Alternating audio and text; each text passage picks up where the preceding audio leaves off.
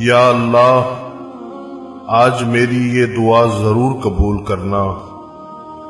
तुझे तेरे रब होने का वास्ता, तुझे तेरे करीम होने का वास्ता,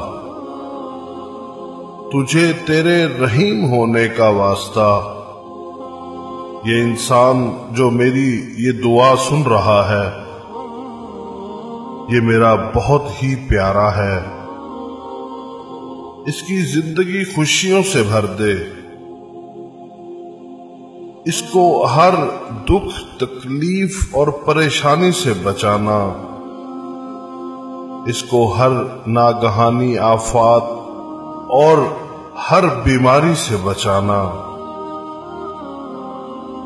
इसको बहुत आगे बढ़ाना और तरक्की देना। आमीन। जितनी इसको तेरी जात से उम्मीदें हैं, उससे ज्यादा इसकी मदद फरमाना।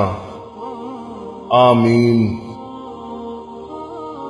इसकी जिंदगी में उजाला भरना और इसका नसीब अच्छा करना। ये दुआ हर उस इंसान को भेजना जो आपको बहुत अजीज हो।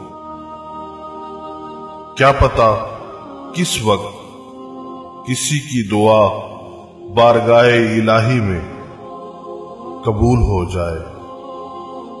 आमीन। शुक्रिया।